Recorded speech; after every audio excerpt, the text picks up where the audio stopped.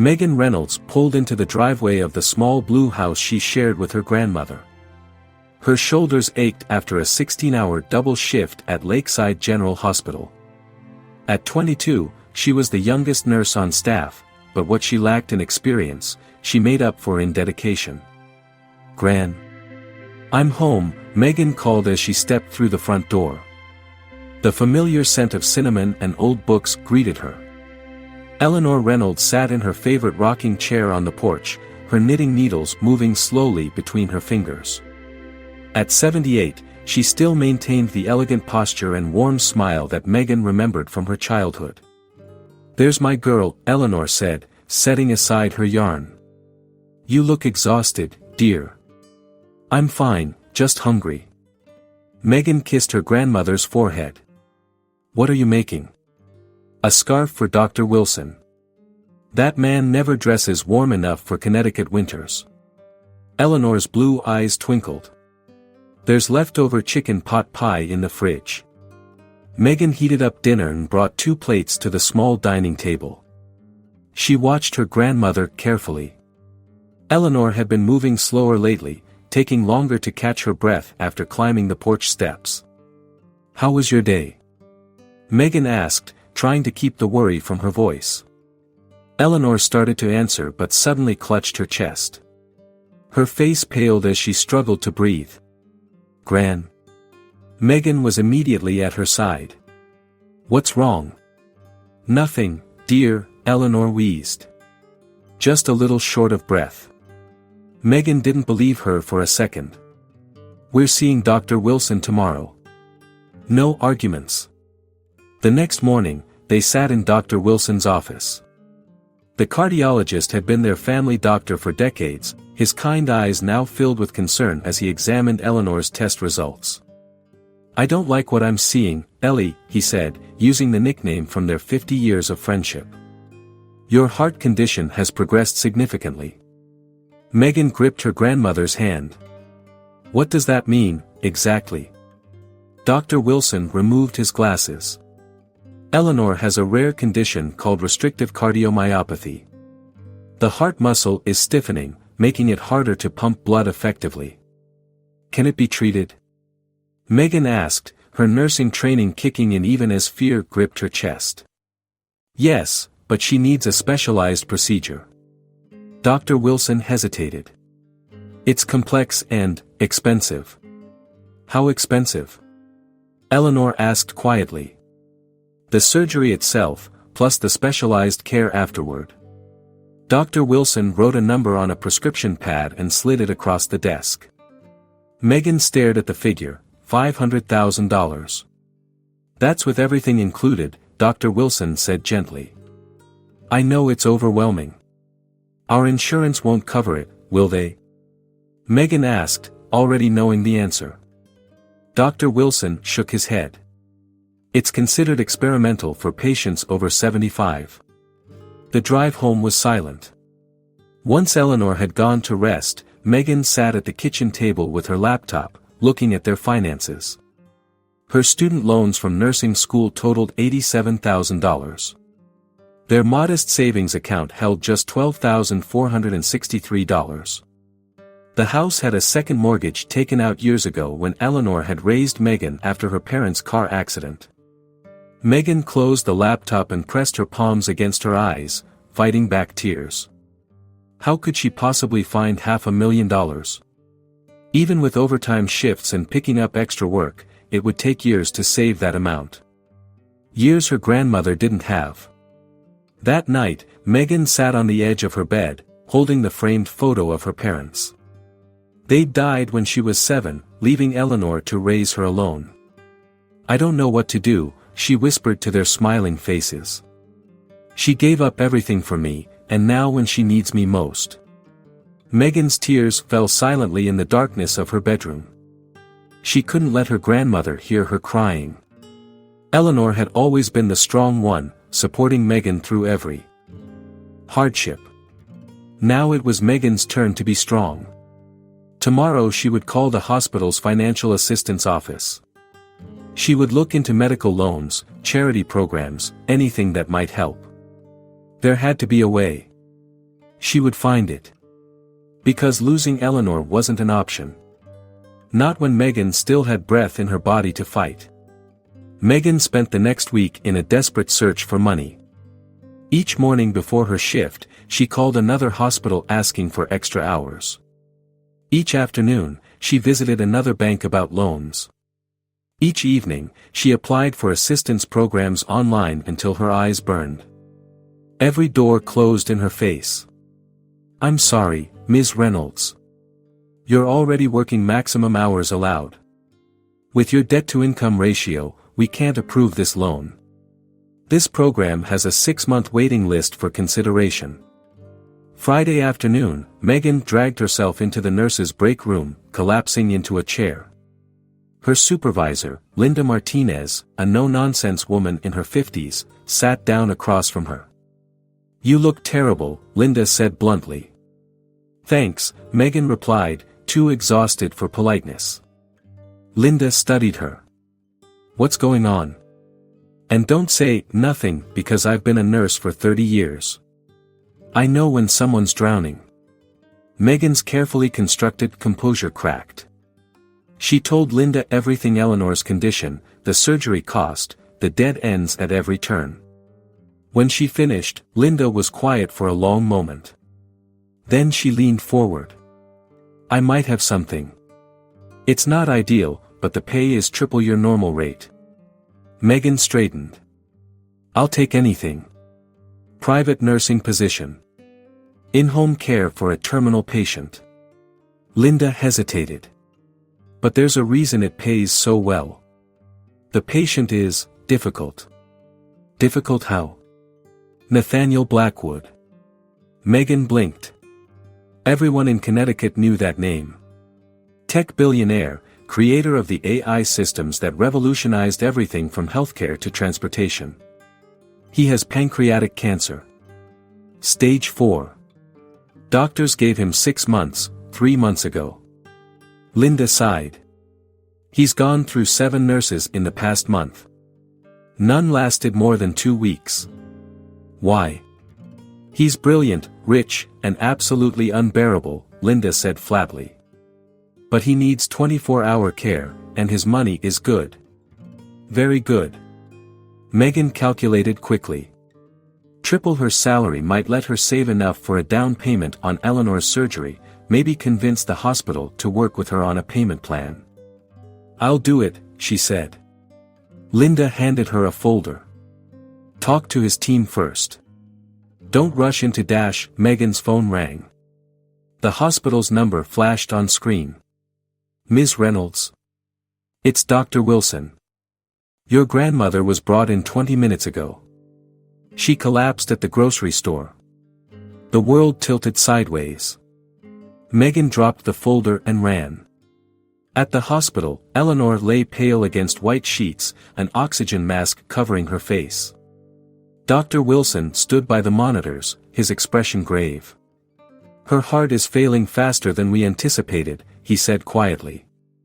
"We've stabilized her for now, but Megan..." He paused. "We don't have much time. Weeks, maybe." "The surgery?" Megan asked, her voice barely audible. "Could buy her years. But we need to schedule it within 2 weeks, while she's still strong enough." After Dr. Wilson left, Megan held her grandmother's frail hand. Eleanor slept, her breathing shallow beneath the oxygen mask. Megan thought about Nathaniel Blackwood. A difficult man, dying alone in his mansion. She thought about the triple salary. About Eleanor's time running out. She made her decision. The next morning, Megan called the number in the folder. By afternoon, she had an interview. By evening, she was hired. "Mr. Blackwood requires complete dedication," the house manager explained. "You'll live on premises 5 days a week. The compensation package is as discussed, plus room and board." Megan nodded, thinking only of the number in her bank account growing week by week. 4. What you're paid for, isn't it? Megan knelt to gather the pills, her cheeks burning. As she reached for one that had rolled under his wheelchair, she noticed a photo on the side table. Nathaniel younger, smiling beside an older couple, presumably his parents. "Don't touch that," he snapped, snatching the frame away. "I wasn't Dash, get out. Send Stanley in with fresh medication." Megan left, hands shaking with frustration. In the kitchen, she found Stanley preparing tea. "I don't think I can do this," she admitted. "He's impossible." Stanley sighed. He wasn't always this way. Success changed him first, then illness made him bitter. When you're dying and have only your wealth for company, it's a lonely existence. After finishing her shift, Megan drove straight to the hospital. Eleanor was awake, her favorite knitting needles in her lap though her hands were too weak to use them. "There's my girl," Eleanor smiled. "How was your first day?" Megan forced a smile. "Fine. The house is beautiful." "Your face says otherwise," Eleanor observed. "Tell me the truth." Megan sank into the chair beside the bed and told her everything. Eleanor listened thoughtfully. "This man is facing the end of his life alone and afraid. Fear often wears the mask of anger. He's cruel, Gran. Sometimes the people who need compassion most are the ones who seem to deserve it least." Eleanor touched Megan's cheek. "But you mustn't sacrifice your own happiness, even for me." "If this job is too much Dash, I need the money," Megan interrupted. "For your surgery." Eleanor's eyes filled with tears. "My sweet girl, I've lived a full life. Don't compromise who you are for a few more years of my company." That night, Megan sat at her kitchen table, staring at her phone. One call to Linda could end this. She could find another way to help Eleanor, even if she couldn't imagine what that might be. Her finger hovered over Linda's number. Then her gaze fell on the stack of medical bills on the counter, topped by the hospital's preliminary estimate for Eleanor's surgery. Megan put down her phone. She couldn't quit. Not yet. Not when Eleanor's life depended on her finding a way. Tomorrow, she would return to the Blackwood mansion. Tomorrow, she would face Nathaniel again. And somehow, she would endure. Megan returned to the Blackwood mansion the next morning with a new approach. If she was going to survive this job long enough to help Eleanor, she needed to change her strategy. When Nathaniel snapped at her for adjusting his pillows wrong, she didn't flinch. "Would you prefer to show me how you like them?" she asked calmly. He blinked, thrown off by her response. 3 on the left side, 1 on the right. Angled at 45 degrees. "Thank you for clarifying." She adjusted them exactly as instructed. Throughout the day, Megan maintained this approach, acknowledging his preferences without reacting to his tone. When he complained about the temperature, she adjusted the thermostat without comment. When he criticized her for walking too loudly, she simply nodded and softened her steps. By afternoon, Nathaniel seemed unsettled by her composure. He watched her suspiciously as she prepared his medication. "Why are you still here?" he demanded. "Most nurses quit after day 1. "I'm not most nurses," Megan replied, meeting his gaze directly. "And you're not my first difficult patient." A ghost of a smile flickered across his face before vanishing. "We'll see about that." That night, everything changed. Megan was reading in her room when she heard a crash followed by a strangled cry. She rushed to Nathaniel's suite to find him on the floor beside his bed, face contorted in agony. "Pain, Spike," he gasped, curled into himself. "Happens sometimes." Megan helped him back into bed and administered his breakthrough pain medication. His body was rigid with suffering, sweat beading on his forehead. "It'll take a few minutes to work," she said, checking his pulse. "Try to breathe with me." As they waited for the medication to take effect, Nathaniel's defenses crumbled. Gone was the arrogant billionaire, replaced by a man in terrible pain, facing his mortality. "Distract me," he whispered. "Talk about something. Anything." So Megan talked. She told him about growing up with Eleanor after losing her parents, about her grandmother's endless wisdom and kindness. She taught me to knit when I was 8, Megan said, gently placing a cool cloth on Nathaniel's forehead. My first scarf looked like it had been run over by a lawnmower, but she wore it all winter. Said it was the finest scarf in Connecticut. As the pain medication slowly took effect, Nathaniel's breathing steadied. His eyes, though still tight with discomfort, watched her with new interest. Your grandmother sounds like a remarkable woman, he said finally. She is, Megan agreed. She raised me alone after the accident, postponed her retirement, took a second mortgage on her house to put me through nursing school. You love her very much. She's my whole world. As Nathaniel drifted into medicated sleep, Megan realized it was the first real conversation they'd had. For a brief moment, she'd glimpsed the human being behind the harsh exterior. The next morning brought another change. Dr. Samuel Green, Nathaniel's private physician, arrived for his weekly checkup. Tall and distinguished with salt and pepper hair, Dr. Green carried himself with quiet authority. Megan briefed him on the night's pain episode and Nathaniel's vitals. Dr. Green listened attentively, nodding. You've lasted longer than the others, he observed as they stepped out of Nathaniel's room after the examination. He doesn't scare me, Megan said simply. Dr. Green smiled. Good. He respects that. He gestured toward the garden. Walk with me. Outside, surrounded by immaculate rose bushes Nathaniel would never enjoy, Dr. Green spoke candidly.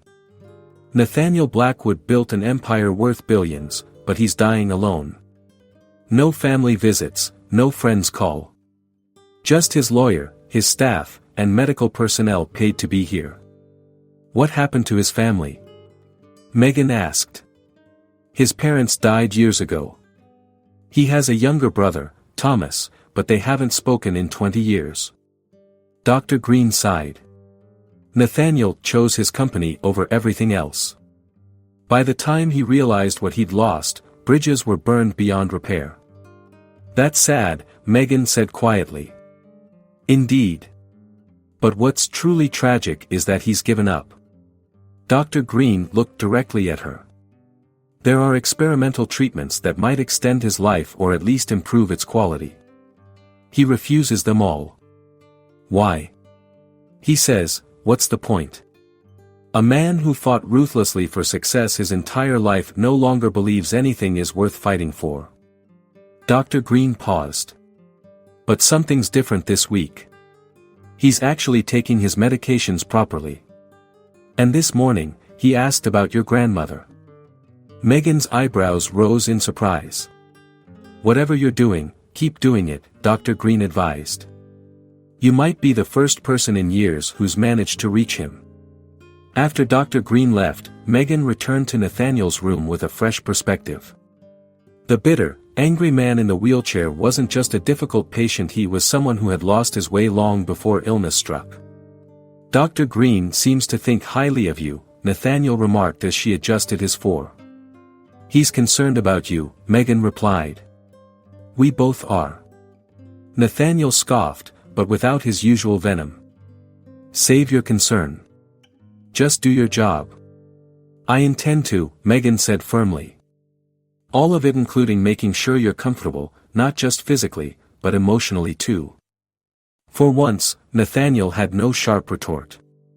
He simply watched her with an expression she couldn't quite read, something between confusion and the faintest glimmer of hope. Over the next 3 weeks, small changes transformed the Blackwood mansion. Curtains that had been perpetually drawn were opened to let in sunshine. Classical music, which Nathaniel once claimed gave him headaches, now played softly throughout the east wing. Fresh flowers appeared on side tables. Most surprising was Nathaniel himself. His cutting remarks became less frequent. He started asking Megan questions about her nursing career and occasionally even listened to her suggestions about pain management techniques. One afternoon, Megan found him examining business reports in bed. What do you think about this investment? He asked unexpectedly, holding out a tablet. Megan hesitated. I don't know much about investments. But you know people, Nathaniel insisted. This company makes medical devices. Would nurses actually use something like this? Surprised by his interest in her opinion, Megan studied the report. It's solving a real problem, but the design is impractical. Nurses need equipment they can use quickly with one hand. Nathaniel nodded thoughtfully. That's what I suspected. He made a note on the tablet. My team gets caught up in fancy features and forgets about practical application.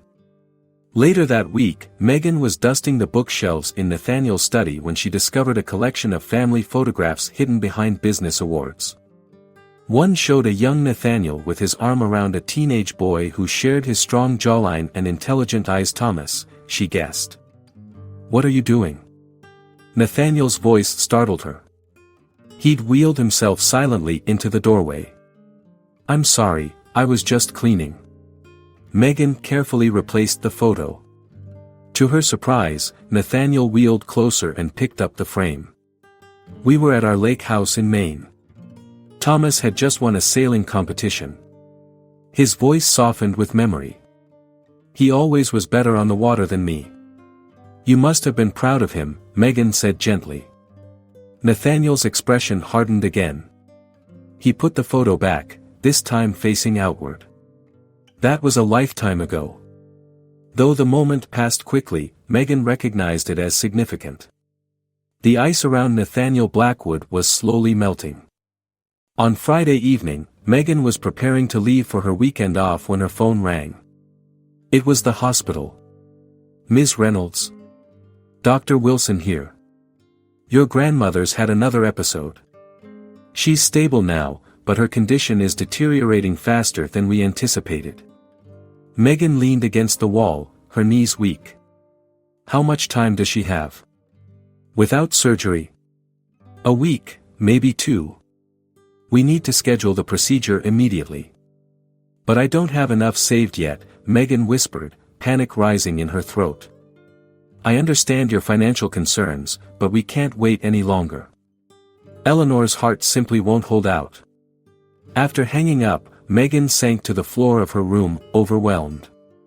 3 weeks of triple salary had barely made a dent in the astronomical amount needed. At this rate, she'd never save enough in time. Without thinking, she dialed the hospital's billing department and begged the administrator to accept a partial payment to schedule the surgery. She offered her car as collateral, suggested payment plans, even proposed working for the hospital for free after hours. The answer was always the same, I'm sorry, Ms. Reynolds. We require at least 80% of the payment up front for this procedure. Megan ended the call and buried her face in her hands, tears flowing freely. She had failed Eleanor, the one person who had never failed her. Megan? Are you ready to dash? She looked up to find Nathaniel in the doorway of her room, his expression shifting from impatience to confusion as he registered her tears. What's happened? He asked, his voice lacking its usual edge. It's nothing, she said automatically, wiping her face. I'm sorry. I'll be out of your way for the weekend in a minute. Nathaniel didn't move. It's clearly not nothing. Is it your grandmother? Megan nodded, unable to maintain her professional composure. Her heart is failing. She needs surgery immediately, but I can't dash, her voice broke. I can't afford it yet. Not even close. Nathaniel was silent for so long that Megan thought he might simply leave. Instead, he wheeled himself fully into the room. How much is the surgery? $500,000, she whispered. His eyebrows rose slightly, but he showed no other reaction. And they won't proceed without payment? They need at least 80% up front. It's a specialized procedure, and her insurance won't cover it because of her age. Megan shook her head. I've tried everything: loans, second jobs, assistance programs. Nothing works. Nathaniel studied her with an intensity that made her uncomfortable. How long have you been caring for her? Since I was 7. My parents died in a car accident. She gave up everything to raise me. He nodded slowly, as if confirming something to himself. Go see her. We'll discuss this when you return on Monday. The weekend passed in a blur of hospital visits and desperate phone calls to every charitable organization Megan could find. By Sunday night, she was no closer to a solution. Monday morning, she returned to the mansion with heavy steps, dreading facing Nathaniel after her emotional breakdown. He was waiting in his study, his expression unreadable. Sit down, Megan. I have a proposal for you. She sat, expecting to be fired for unprofessional behavior. I'll pay for your grandmother's surgery. Every penny. Megan's heart leapt. Mr. Blackwood, I couldn't possibly dash, I'm not finished, he interrupted. There's a condition. Something in his tone made her stomach tighten. What condition? Nathaniel's eyes locked with hers. Marry me. For whatever time I have left. Megan stared at him in shock. Marry you? But, why? My reasons are my own, he said firmly. Those are my terms. Your grandmother gets her surgery. You get financial security.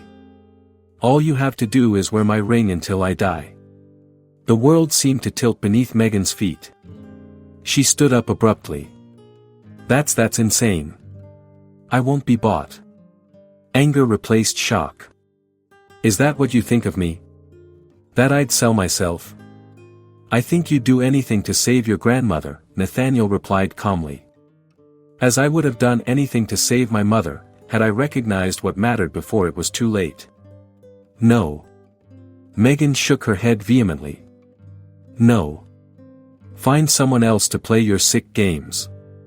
She stormed out, tears of humiliation burning her eyes. Behind her, Nathaniel called, think about it, Megan. My offer stands until tomorrow. Megan drove straight from the Blackwood mansion to Lakeside General Hospital, her hands shaking on the steering wheel. Nathaniel's proposal echoed in her mind, $500,000 in exchange for a marriage contract. The very idea made her skin crawl.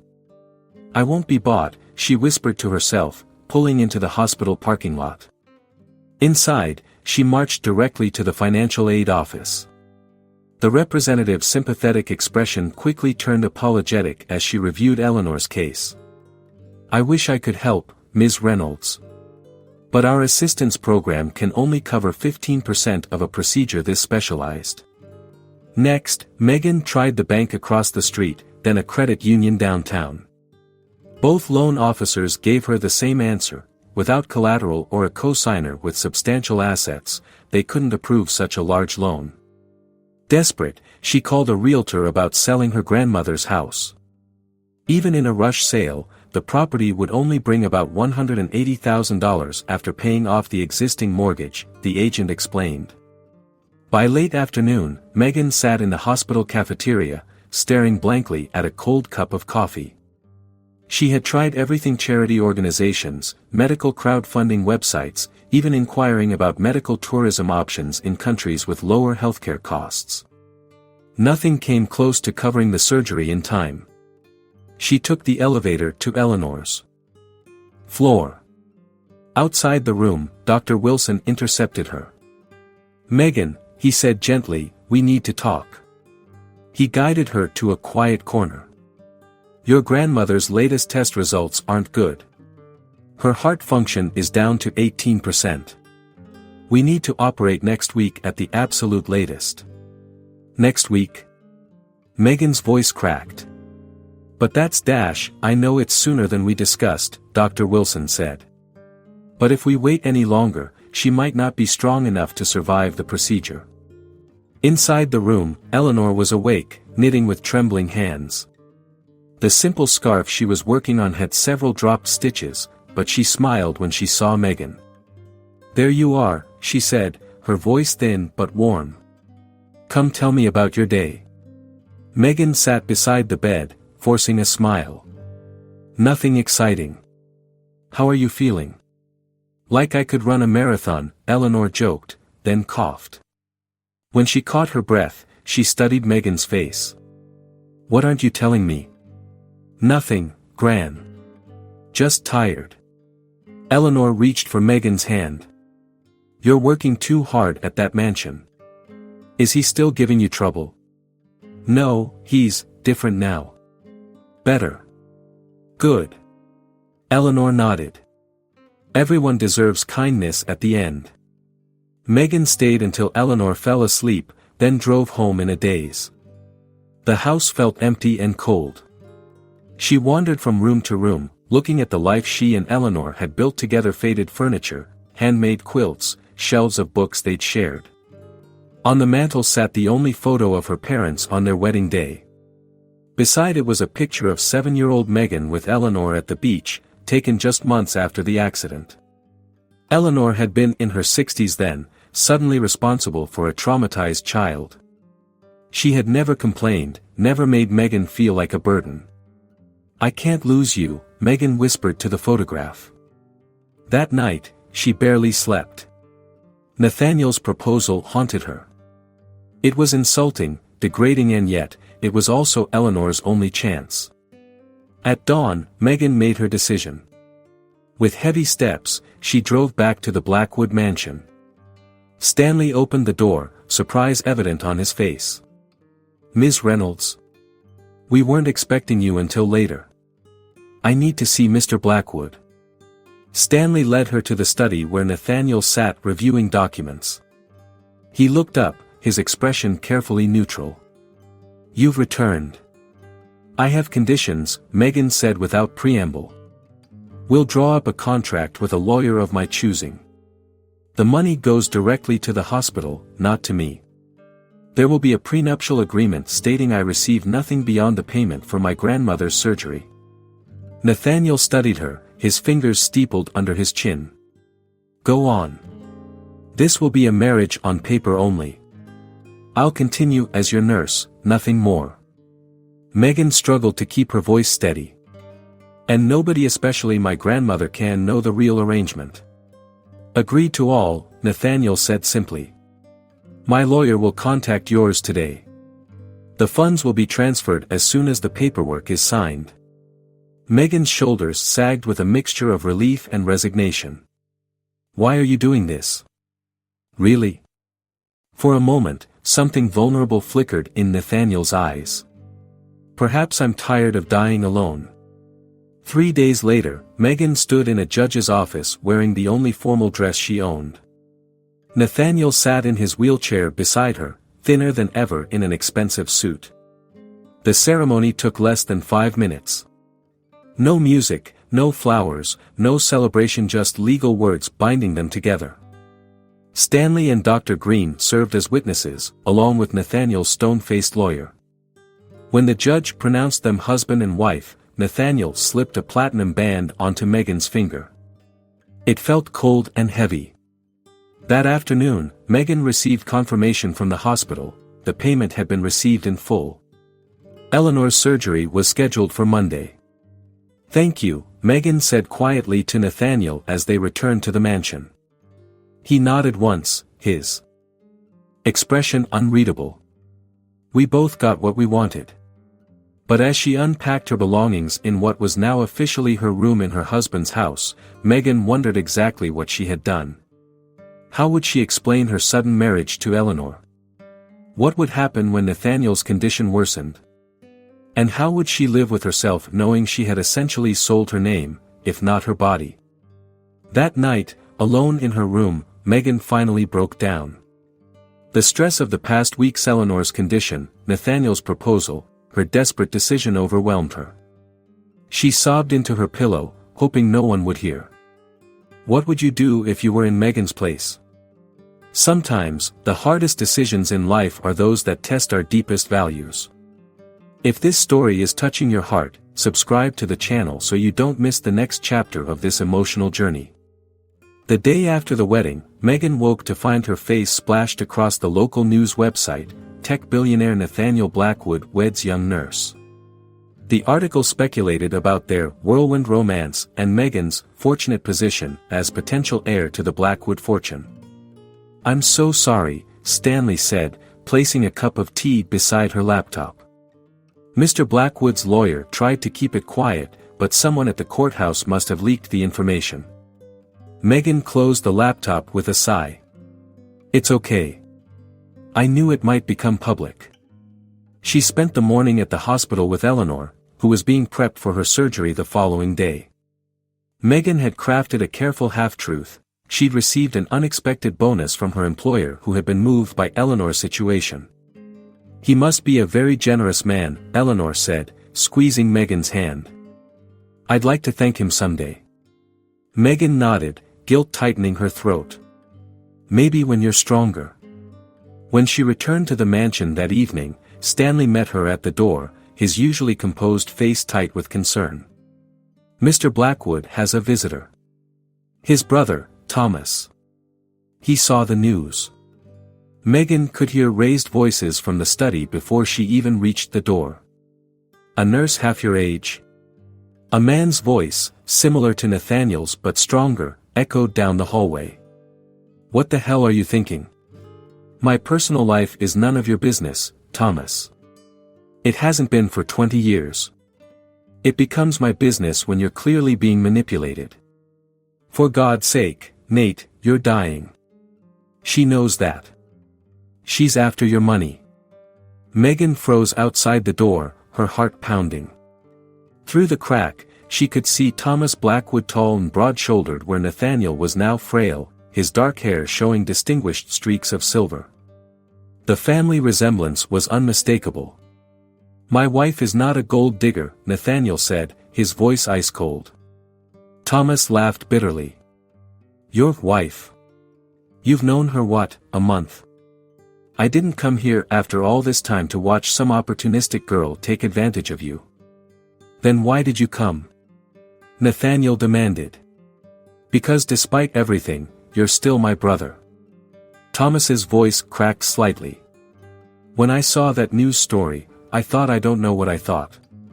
That maybe you'd lost your mind. That maybe the cancer had spread to your brain. My mind is perfectly intact, Nathaniel said. And my decisions are my own. I'm having her investigated, Thomas said flatly. I've hired someone to look into her background. If there's anything suspicious you will do no such thing, Nathaniel interrupted, suddenly livid. This is my life, Thomas. Mine. Not yours to manage. Someone needs to protect you. From whom? The only person who's shown me genuine compassion in years. The words hung in the air. Megan held her breath, stunned by Nathaniel's defense. Thomas's voice lowered. Don't confuse gratitude with love, Nate. She's your nurse. You're paying her to care. Megan couldn't bear to hear more. She knocked on the door and pushed it open. Both men turned to look at her. Nathaniel in his wheelchair, Thomas standing by the fireplace. The tension in the room was palpable. I apologize for interrupting, she said formally. I'm Megan. Thomas studied her with open suspicion. Thomas Blackwood. Nathaniel's brother. I know. I've seen photos of you two together. Megan stepped fully into the room. Mr. Blackwood. Thomas, I understand your concerns. In your position, I'd probably feel the same way. Thomas raised his eyebrows, clearly surprised by her directness. But you're wrong about my intentions, she continued. I care deeply about your brother's well-being. Our marriage may be unconventional, but it's between us. Unconventional, Thomas repeated skeptically. That's one word for it. Thomas, Nathaniel warned. It's okay, Megan said to Nathaniel before turning back to Thomas. Investigate me all you want. You'll find a nursing student with student loans and a grandmother who raised me after my parents died. Nothing more, nothing less. The brothers stared at her. Nathaniel with something like pride, Thomas with lingering suspicion. I need to prepare Mr. Blackwood's evening medications, Megan said, preserving the professional distance they maintained in front of others. Excuse me. She left the study, heart hammering. In the kitchen, she pressed her hands against the cool countertop, trying to steady herself. Being called a gold digger hurt more than she'd expected, especially when she tried so hard to protect her integrity with the prenuptial agreement. Later that evening, she overheard Stanley showing Thomas out. Before leaving, Thomas stopped by Megan's room where she was organizing medications. "I've known my brother his whole life," he said from the doorway. "He doesn't trust easily, and he never admits when he's wrong. The fact that he's defending you, it's unexpected." Megan met his gaze steadily. "I didn't ask him to." "No, I don't suppose you did." Thomas studied her. "My investigation will continue. If you're genuine, you have nothing to fear. And if you find I'm exactly who I say I am," Megan challenged, "then I'll owe you an apology." He turned to leave, then paused. "Take good care of him. Whatever's happened between us, he's still my brother." The next morning, Megan went early to the hospital for Eleanor's surgery. As the orderlies wheeled her grandmother toward the operating room, Eleanor squeezed Megan's hand. "Don't look so worried, dear. I'm not afraid. I know you're not. You're the bravest person I've ever known." Eleanor smiled weakly. "When this is over, you must bring your employer to visit. A man with that kind of generosity deserves my thanks." Megan nodded, the lie burning in her throat. "I love you, Gran. And I love you. Now go get some coffee. This will take hours." The surgery lasted 9 hours.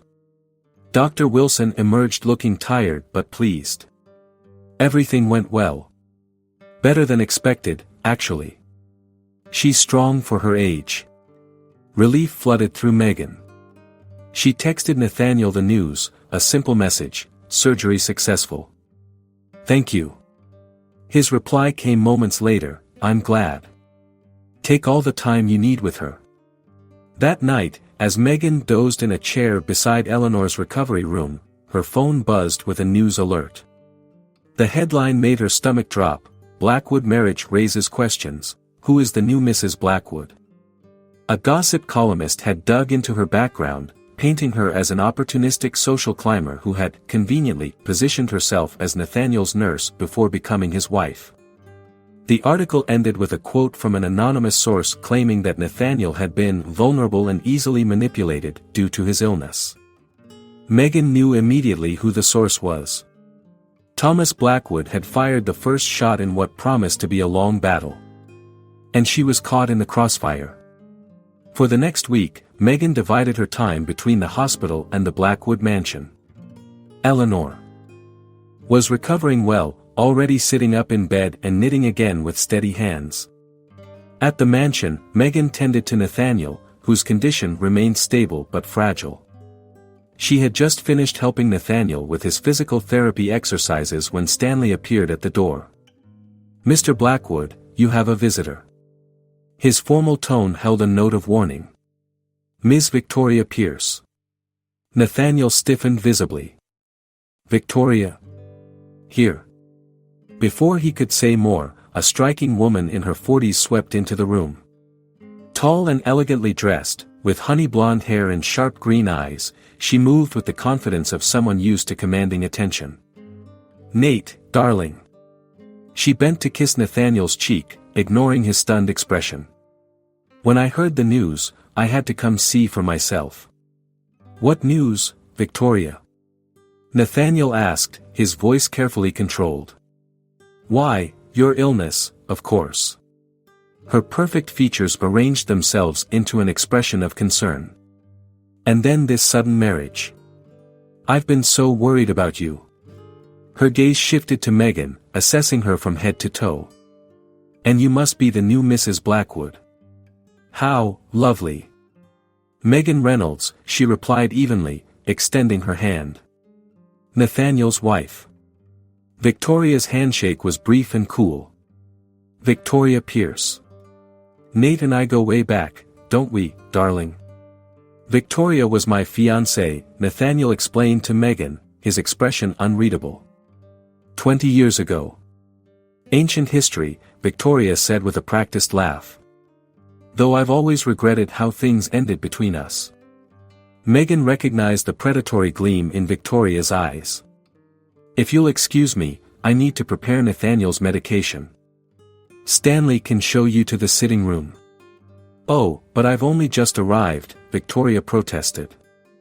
Surely you can spare your husband for a brief catch-up with an old friend? Before Megan could respond, Nathaniel spoke. 15 minutes, Victoria. I tire easily these days. In the kitchen, Megan organized Nathaniel's pills with more force than necessary.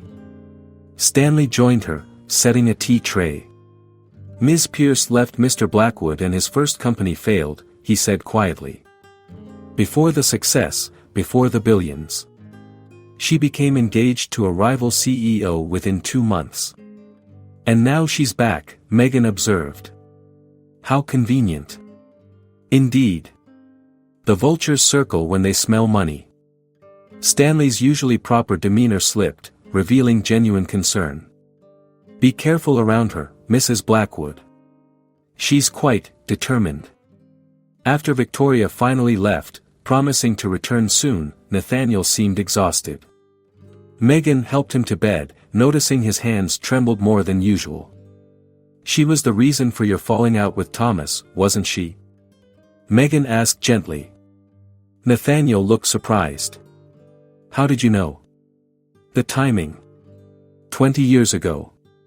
And the way you both tense up at any mention of the past. He sighed. Thomas warned me she was using me. I didn't listen. When she left, I blamed him for interfering rather than admitting he was right. The next morning, Megan arrived at the hospital to find Eleanor looking troubled. Thomas Blackwood sat beside her bed. Gran. What's going on?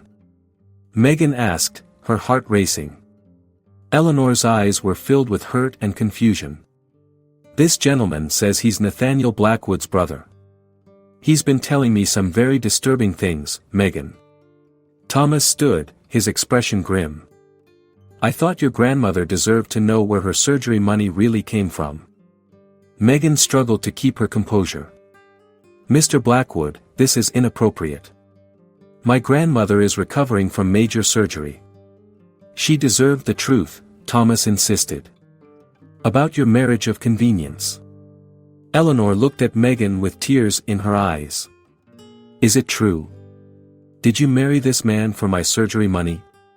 Gran, it's not that simple oh, Megan. Eleanor's voice broke. I don't want to live at the cost of your dignity. That's not what happened, Megan insisted.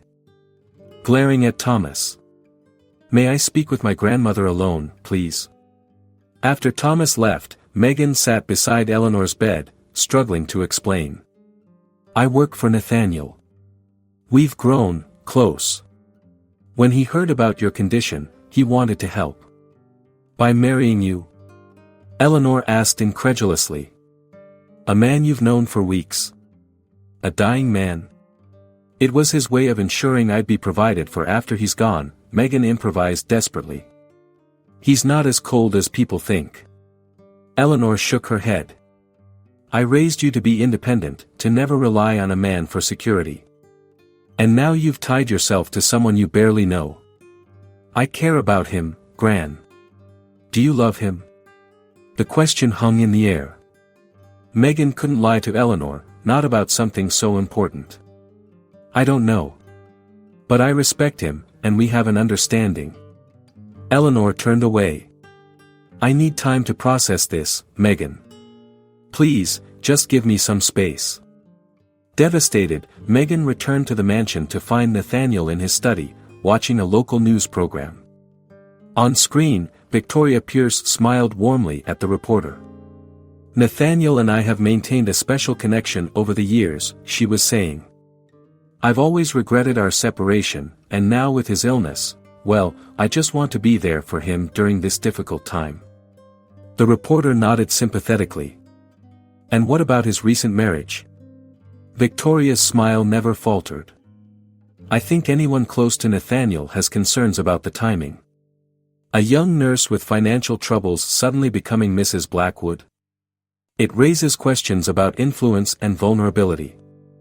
Nathaniel switched off the television, his expression thunderous. She called me this morning, claiming the reporter manipulated her words. Do you believe her? Megan asked. Not for a second. He rubbed his temples. Victoria abandoned me when my first company collapsed. She's only interested now because of the money.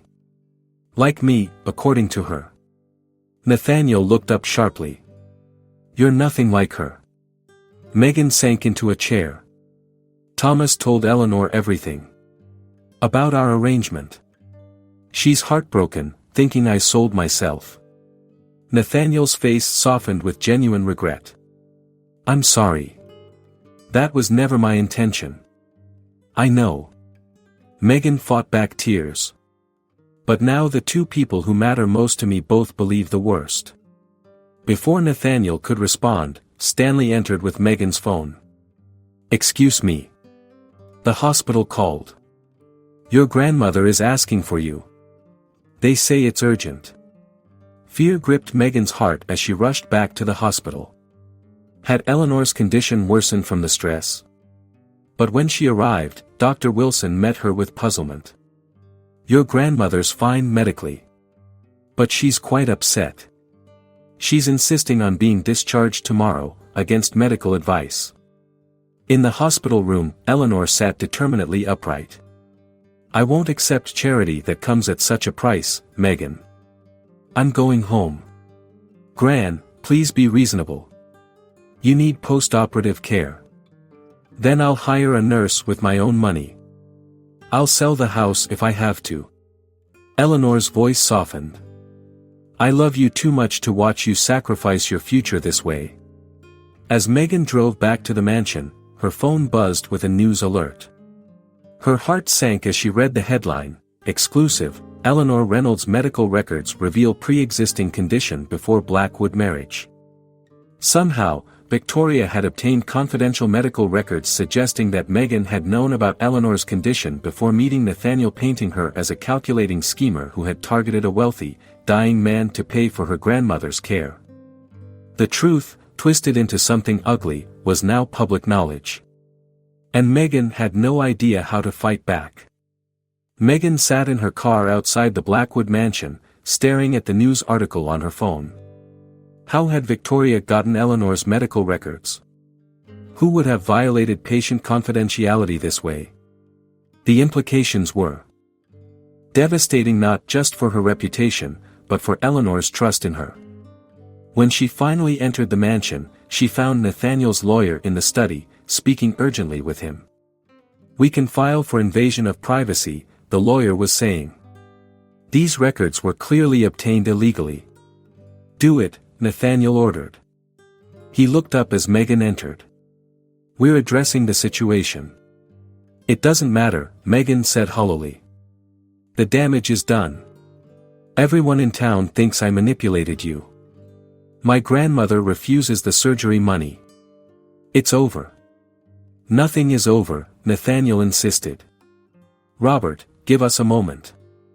After the lawyer left, Nathaniel wheeled himself closer to Megan. Pack a bag. What? You need distance from this circus. We're going to my lake house in Maine. Just for a few days, until Robert can get an injunction against further media stories. Megan shook her head. I can't leave Eleanor. Your grandmother has made her position clear, Nathaniel said gently. Give her space. Meanwhile, you look like you haven't slept in days. He was right.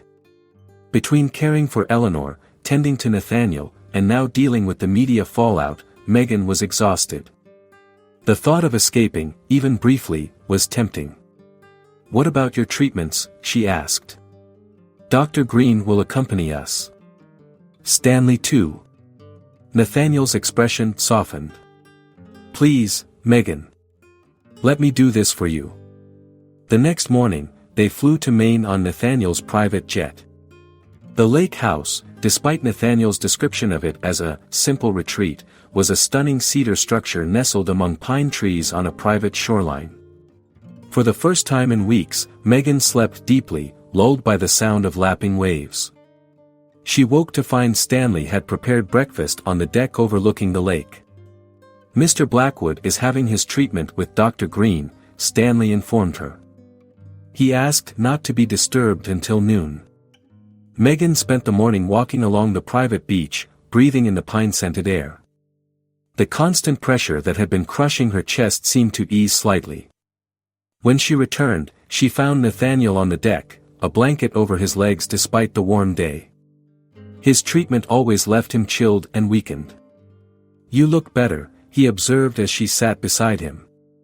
"I feel more human," she admitted. "Thank you for this."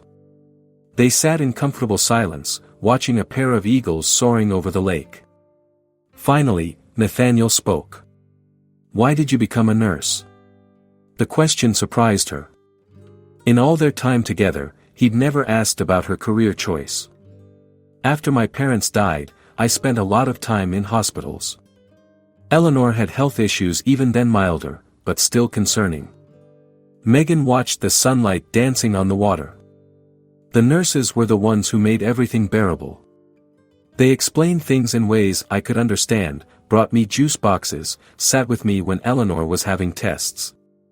She smiled at the memory. "There was one nurse, Sarah, who would let me help organize supplies. She said I had healing hands. I decided then that I wanted to be like her, to make the unbearable bearable for someone else." Nathaniel nodded thoughtfully. "You're good at it. Making the unbearable bearable." Coming from him, it was a profound compliment. That evening, as Megan helped Nathaniel with his pain medication, his hands trembled violently, spilling water down his shirt. "Damn it," he muttered, frustration and embarrassment flashing across his face. "It's just water," Megan said softly, helping him change. As she buttoned his fresh shirt, Nathaniel caught her wrist. "I'm sorry, Megan. For a little spilled water. For all of it. The marriage proposal. The media circus. Victoria. Thomas. Your grandmother's disappointment." His voice grew hoarse. "I thought I was helping, but I've only made everything worse for you." Megan stared at him, stunned by this uncharacteristic display of vulnerability. "I've spent my life taking," Nathaniel continued, releasing her wrist. "Building companies, making money, demanding perfection. I never gave back, not really. Not in ways that mattered." He turned to gaze out the window at the darkening lake. "When I received my diagnosis, do you know what I felt? Not fear, not anger. Relief. Relief that I could finally stop. Stop competing, stop acquiring, stop pretending any of it mattered." Megan sat beside him, listening intently. "Then you arrived," he said. "So dedicated to your grandmother, so willing to sacrifice for someone you love. I thought." He hesitated. "I thought if I could help you, it might balance the scales somehow. One good thing before I die." "But it wasn't just about helping me, was it?" Megan asked gently. "You asked for marriage. Why?" Nathaniel was quiet for so long that Megan thought he wouldn't answer. "I wanted to know what it felt like," he finally admitted, his voice barely audible. "To have someone choose to stay. Even if it was just an arrangement."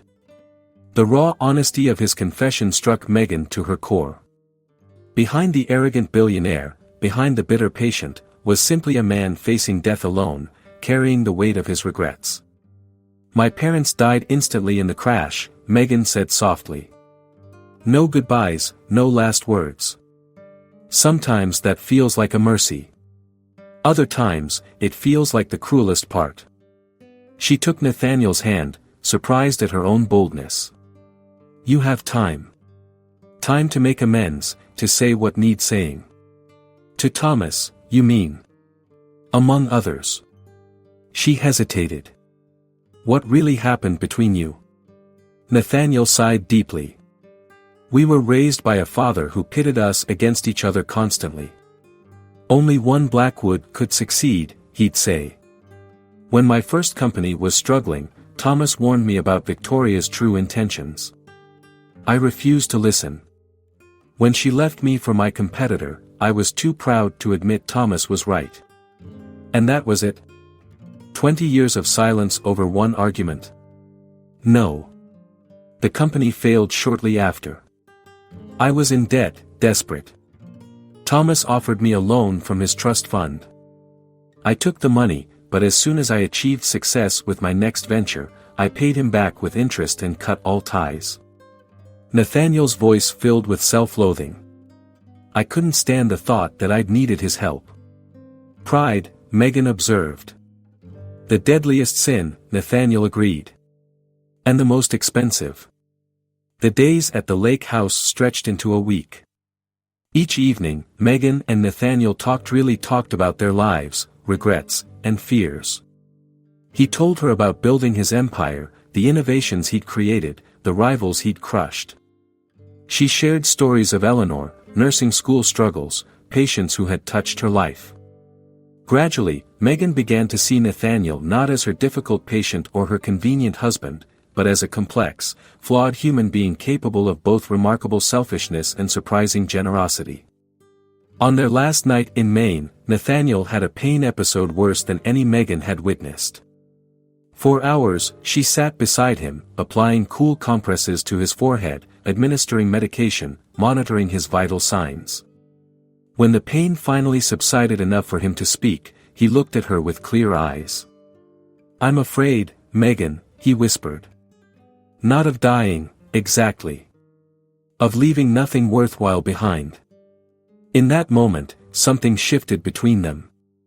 Megan no longer saw their relationship as a transaction or an obligation. She saw a man deserving of comfort and dignity in his final chapter, and she wanted to help him find it, not for his money, but for the person he could still become with the time he had left. When they returned from Maine, Megan noticed subtle changes in Nathaniel.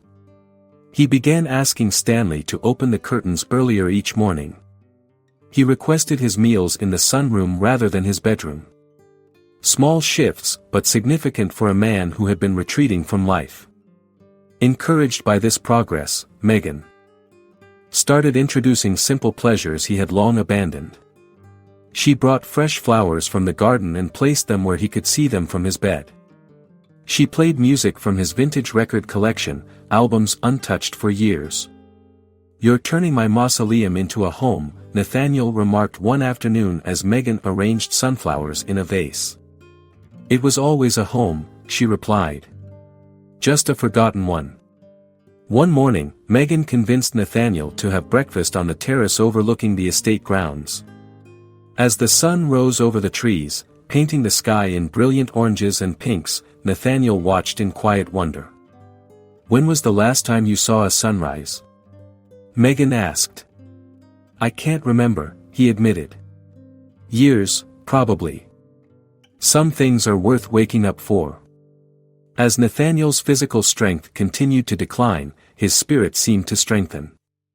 He began reviewing his business affairs, not with the ruthless efficiency of before, but with thoughtful consideration. He donated to medical research, established scholarships, supported innovation hubs in underprivileged communities. "Making amends?" Megan asked as she watched him sign documents authorizing another generous donation. "Trying to," he replied. "Though some debts can't be repaid with money." Megan knew he was thinking of Thomas. Despite their time in Maine, he hadn't reached out to his brother. "It's never too late," she said gently. Nathaniel looked up at her. "Would you help me? I don't think I can do it alone." The next day, Thomas arrived at the mansion, his face guarded. Megan led him to the library where Nathaniel waited, anxiety evident in his tense posture. "Thank you for coming," Nathaniel said formally. Thomas nodded stiffly.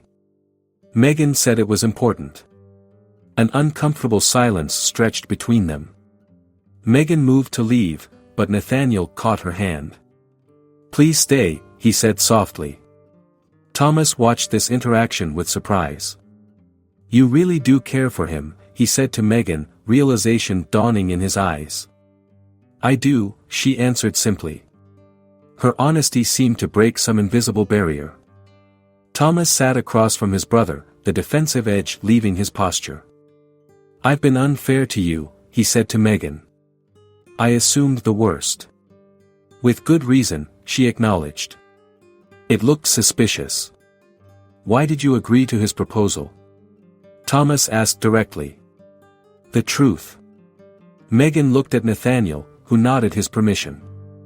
She explained everything: Eleanor's condition, her desperate search for funds, Nathaniel's unexpected offer, and her initial reluctance. "I judged it a transaction," she concluded. "But it's become something else entirely." Thomas absorbed this, then turned to Nathaniel. "Why didn't you just tell me? I would have helped with her grandmother's medical bills." "Would you have?" Nathaniel asked quietly. "After everything?"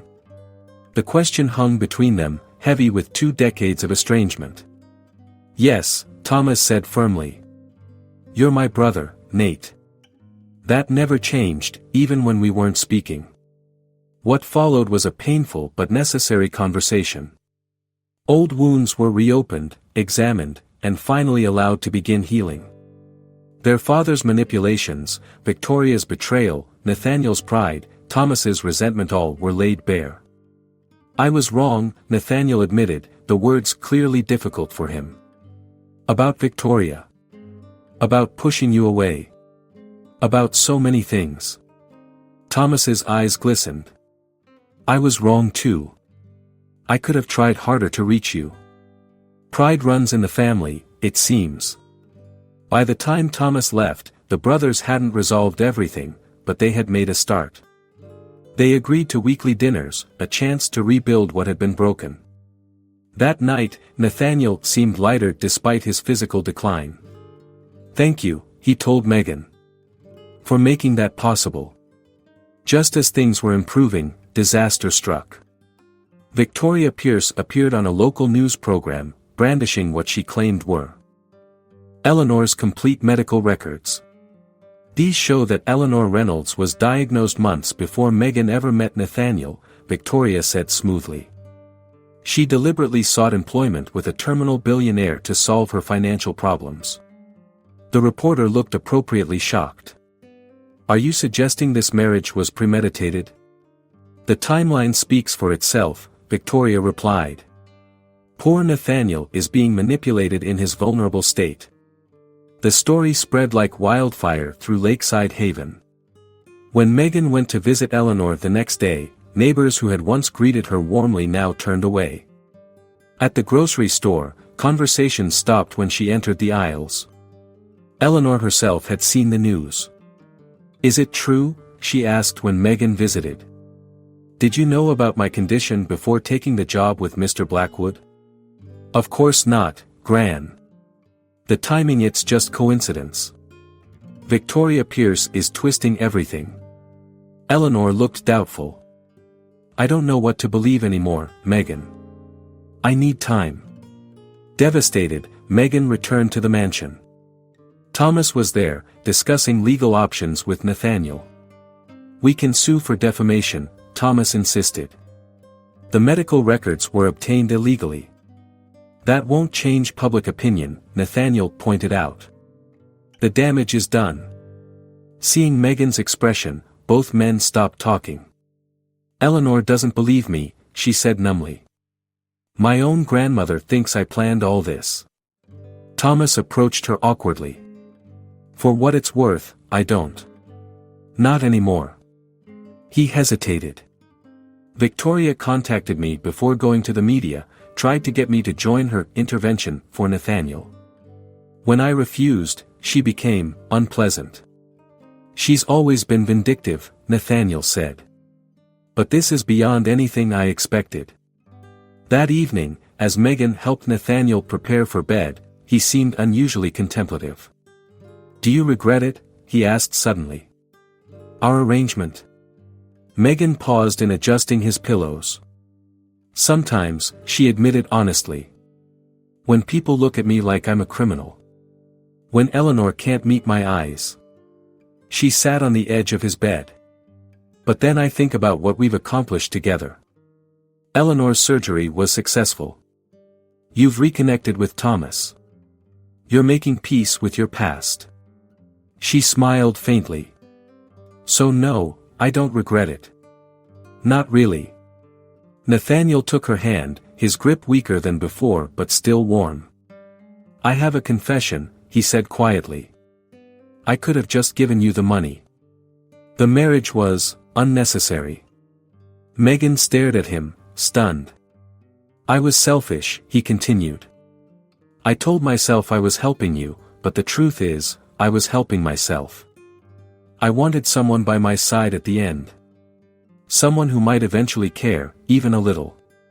The raw honesty of his admission left Megan speechless. Before she could respond, Nathaniel's body suddenly seized with pain. His back arched, his face contorted, and monitors began blaring alerts. Nathaniel. Megan pressed the emergency button for Dr. Green, who was staying in the guest wing. Hold on. Please hold on. As medical equipment was rushed in and Dr. Green worked to stabilize him, Megan found herself praying fervently. Not for Eleanor's sake, not for the money or the arrangement, but for Nathaniel himself. The realization hit her with startling clarity. Somewhere along the way, this man had become important to her. Beyond obligation. Beyond gratitude. She might be losing him just as she was finding him. The next 12 hours were the longest of Megan's life. Dr. Green managed to stabilize Nathaniel, but his condition had deteriorated significantly. The cancer was advancing more aggressively than anticipated. We need to discuss palliative care options, Dr. Green told Megan gently as they stood in the hallway outside Nathaniel's room. At this rate, we're looking at weeks, not months. Megan nodded numbly. Does he know? Yes. I spoke with him privately this morning. When Megan entered Nathaniel's room, she found him staring out the window, his face gaunt but composed. She sat beside his bed, taking his hand automatically to check his pulse, a nurse's habit that had become a gesture of comfort for them both. Dr. Green told you, he asked. Yes. She didn't pretend to misunderstand. Nathaniel turned to face her, his eyes clearer than they had been in days. I need to ask something of you, Megan. Something important. Anything. Leave. His voice was soft but firm. Walk away from our arrangement. Megan stared at him in confusion. What are you talking about? Nathaniel shifted painfully in the bed. I've instructed my lawyer to prepare new documents. Eleanor's medical expenses will be covered in full, regardless of what happens between us. Your student loans will be paid off. And there will be a modest trust to ensure your financial security. I don't understand. I'm setting you free, he explained. From our agreement. From the public scrutiny. From watching me deteriorate. Megan's throat tightened. This is because of Victoria. Because of what people are saying. It's because of what I'm saying. Nathaniel's gaze was steady despite his weakened state. You deserve better than to be tied to a dying man and a ruined reputation. And what if I don't want to be set free? Megan challenged, surprising herself with the emotion in her voice. Nathaniel looked genuinely confused. Why would you stay? Your grandmother has her surgery. You'll have financial security. There's nothing more to gain. Megan felt something break inside her, not in despair, but in clarity. Is that what you think? That I'm still here for what I can gain? No, he admitted after a moment. But that doesn't mean you should stay. Shouldn't that be my decision? She squeezed his hand. What if I want to stay because I care about what happens to you? Because somewhere along the way, this stopped being an arrangement and became something real? Nathaniel studied her face, searching for any sign of obligation or pity. He found none. The choice is yours, he said finally. It always has been. That evening, Thomas arrived with a folder of documents. Nathaniel insisted on privacy to review them, sending both Megan and Thomas to the library. An uncomfortable silence settled between them until Thomas spoke. "He's trying to protect you." "I know," Megan replied. "He thinks he's doing the right thing. Isn't he?" Thomas studied her carefully. "You could walk away with everything you needed and leave the scandal behind. It's not about what I need anymore." Megan looked directly at Thomas. "Your brother isn't just my patient or my benefactor. He's become my friend. Maybe more than that." Understanding dawned in Thomas's eyes.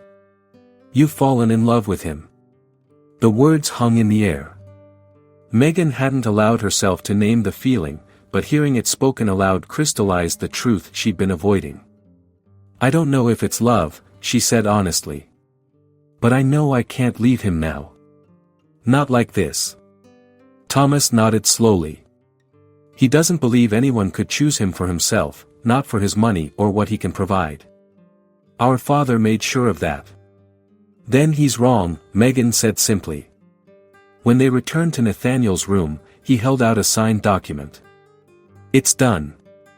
You're free of our agreement, Megan." She took the paper without looking at it and placed it on the bedside table. "Thank you. But I'm not going anywhere." "Megan I've earned the right to make my own choices," she interrupted firmly. "And I choose to stay. Not for the money. Not for Eleanor. For you." The vulnerability that crossed Nathaniel's face was heartbreaking. For once, the brilliant businessman had no counter-argument, no strategy. He simply whispered, "Why?" Megan sat on the edge of his bed. "Because you showed me sunrises. Because you listened when I talked about Eleanor. Because underneath all your walls and defenses, there's a man worth knowing. Worth staying for." Thomas cleared his throat, clearly moved by the exchange. "I should go. But I'll be back tomorrow." After he left, Nathaniel reached for Megan's hand. "I meant what I said. You don't owe me anything." "I know." She smiled softly. "That's not why I'm here." The next morning, Megan woke early and drove to Eleanor's house. She had to try one more time to make her grandmother understand. Eleanor was in the garden, moving slowly but steadily as she tended her beloved roses. She looked up as Megan approached, her expression guarded. "I thought you might come," she said. "Gran, I need you to listen. Really listen." Megan took a deep breath. "I didn't plan any of this. I didn't target Nathaniel because of his money. Yes, our marriage started as an arrangement to save your life. But it's changed. He's changed. I've changed." Eleanor studied her granddaughter carefully. "You care for him. Beyond duty." "Yes," Megan admitted. "And he's dying, Gran. Soon. I can't leave him now, even if that disappoints you."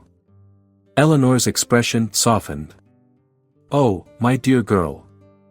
I was never disappointed in you for caring for someone. I was afraid you had sacrificed your future for my past." She reached for Megan's hand, her grip still strong despite recent surgery. "If you truly care for this man, then your place is with him. Especially now." Relief washed over Megan. "I've missed you so much. And I've missed you." Eleanor squeezed her hand. "Perhaps it's time I met this husband of yours properly." When Megan returned to the mansion, she found Nathaniel sitting in his wheelchair on the terrace, looking stronger than he had in days. Thomas sat beside him, and they appeared to be in deep conversation. "I've made a decision," Nathaniel announced as she approached. "I want to make a public statement. About Victoria's accusations. About us." "Are you sure?" Megan asked. "You've always valued your privacy. Some things are more important than privacy." His gaze was steady. "Like the truth. And your reputation." The next day, with Thomas's help, Nathaniel gave an interview from the mansion. Despite his weakened state, his voice was clear and his message direct. "My wife did not manipulate or deceive me," he told the reporter. Our relationship began unconventionally, yes. But Megan Reynolds has shown me more genuine care and compassion than anyone I've known in decades. He looked directly into the camera. I was a difficult man before my illness. Cancer made me worse. Megan's kindness and integrity remained constant despite my worst behavior. She could have walked away many times. She chose to stay. Not for money, which I've ensured she'll have regardless of our marriage, but out of character that this town would do well to emulate rather than criticize. The interview aired that evening. By morning, the tide of public opinion had begun to shift. Neighbors who had avoided Megan now offered awkward smiles. Former colleagues sent messages of support. Victoria's credibility crumbled and the hospital confirmed an internal investigation into the leaked medical records. Thomas's private investigator discovered a connection between Victoria and a hospital administrative assistant who had since been dismissed. As the external pressure eased, Megan focused on what mattered most, making Nathaniel's remaining time meaningful. And preparing herself for the inevitable loss that approached with each passing day.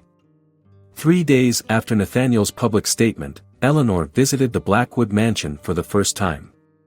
Stanley welcomed her warmly, guiding her through the grand hallways to the sunroom where Nathaniel waited with Megan. "So you're the famous Eleanor," Nathaniel said, extending his hand from his wheelchair. "I've heard so much about you." Eleanor bypassed his hand and leaned down to embrace him gently. "Thank you for saving my life," she whispered. "And for seeing the treasure that my granddaughter is." Nathaniel looked momentarily stunned by the affection. "She saved me too," he replied quietly. "In ways far more important than physical." As they shared tea, Eleanor studied Nathaniel with the wisdom of her years. "Tell me, Mr. Blackwood Nathaniel, please. Nathaniel. What was your happiest memory as a child?" The unexpected question caught him off guard, but he answered thoughtfully. "Sailing with my grandfather. He was the only one who never expected me to compete or achieve. Just to be." Eleanor nodded as if confirming something. "And what would you do differently, if you had more time?" Megan started to interrupt. These questions seemed too personal, too painful, but Nathaniel squeezed her hand. "I would spend less time making money and more time making memories," he said honestly. "I would tell the people I care about how I feel before it's too late. I would sail more." A small smile touched his lips. "And I would watch more sunrises." "Good answers," Eleanor approved. "Now, may I speak with you privately? Just for a moment." Surprised, Megan left them alone. 20 minutes later, she returned to find Nathaniel looking thoughtful and Eleanor with a satisfied expression. "What did you two talk about?" Megan asked later after Eleanor had gone. "Life. Death. Regrets." Nathaniel's eyes held a new light. "Your grandmother is quite remarkable. She said something I can't stop thinking about." "What's that?" "That the measure of a life well lived isn't success or wealth, but the courage to be vulnerable and the capacity to love despite knowing loss is inevitable." That night, Nathaniel's pain was intense. As Megan administered his medication, he gripped her hand tightly. "There's something I haven't told you," he confessed through gritted teeth. "Something I should have mentioned months ago." "What is it?" Megan asked, alarmed by his intensity. "There's an experimental treatment at Johns Hopkins. A clinical trial specifically for cases like mine." He took a ragged breath. "Dr. Green recommended it when I was first diagnosed. I refused." Megan stared at him. "Why?" "Because I didn't think I deserved more time." His voice cracked. "Because I was tired of fighting. Because I thought I had nothing left to live for. And now?" Nathaniel looked up at her, vulnerability and hope warring in his eyes. "Now I find myself wanting more time. But it may be too late." Megan called Dr. Green immediately. He arrived within minutes, confirming what Nathaniel had said. The trial is still ongoing, he explained, reviewing information on his tablet. They've had promising results in cases similar to Nathaniel's. Not cures, but significant extensions of life expectancy with improved quality. Why didn't you tell me about this? Megan demanded. Patient confidentiality, Dr. Green said simply. Nathaniel explicitly instructed me not to discuss alternatives after he declined. Thomas arrived the next morning after Megan called him.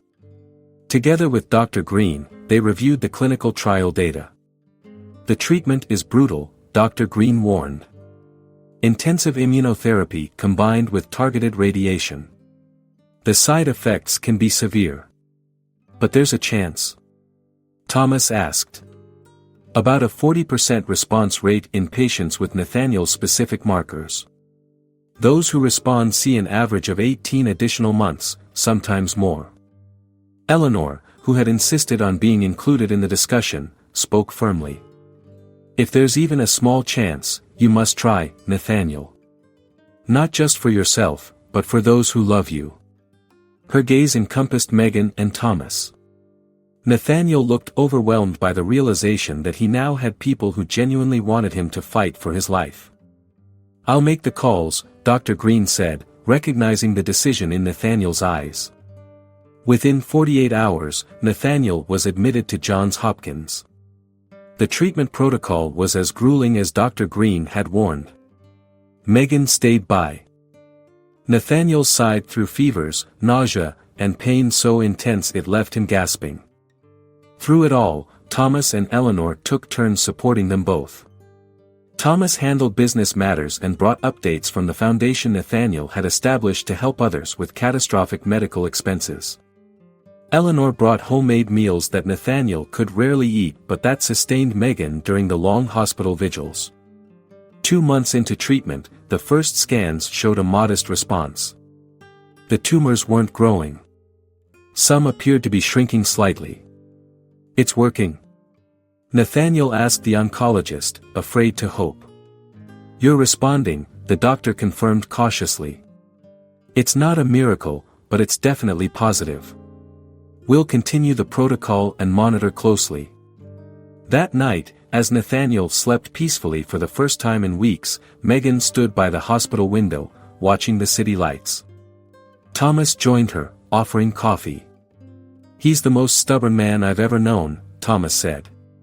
But for once, that's working in his favor. Megan smiled. He has something to fight for now. Someone, Thomas corrected gently. When Nathaniel was finally discharged to continue outpatient treatment, they returned to the lake house in Maine at his request. I want to see those eagles again, he explained. Though still weak, Nathaniel was able to sit on the deck for longer periods each day. Color gradually returned to his face. His hands grew steadier. One morning, he asked Megan to help him down to the dock. What are we doing? She asked as they carefully navigated the path. You'll see. A small sailboat waited, prepared by Stanley earlier that morning. I can't possibly. Nathaniel began, but Thomas appeared from behind the boathouse. You'll supervise. I'll do the work, he said firmly. Like when we were kids. The brothers spent the afternoon on the lake, with Megan and Eleanor watching from shore. The sight of Nathaniel on the water, face tilted toward the sun, brought tears to Megan's eyes. He might have more time, she said softly to Eleanor. Months, maybe even years. And if he doesn't? Eleanor asked gently. Then we'll make every day count, Megan replied with conviction. One evening as the sun set over the lake, Nathaniel asked everyone to gather on the deck. He was dressed more formally than usual, sitting straight in his wheelchair. I have something to say to all of you, he began. When I received my diagnosis, I thought it was the end. Instead, it became a beginning. He looked at each of them in turn. Thomas, you taught me that family is worth fighting for, no matter how much time has passed. Eleanor, you showed me that wisdom comes from living fully, not just successfully. Finally, his gaze settled on Megan.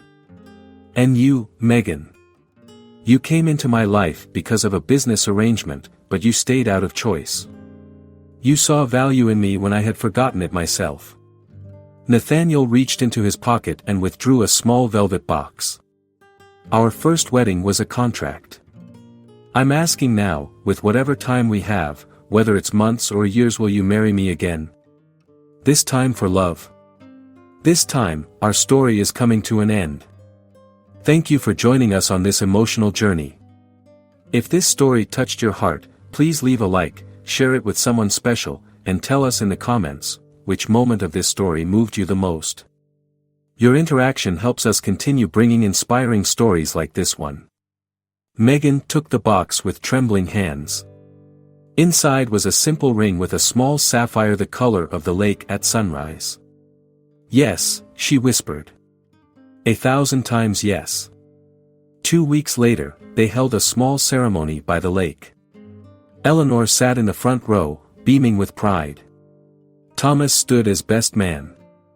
Dr. Green and Stanley watched with undisguised emotion as Nathaniel, standing with the aid of a cane, and Megan exchanged vows that were no longer about convenience or obligation, but about love found in the most unexpected circumstances.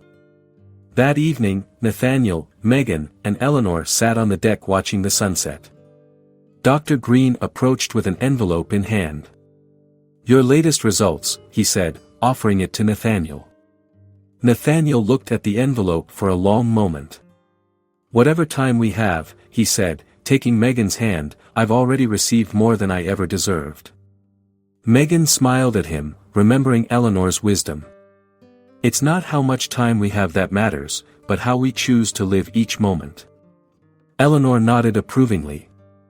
Together, they opened the envelope, their expressions revealing nothing about its contents but their smiles suggesting hope as the sun dipped below the horizon, not an ending, but the promise of another day to come.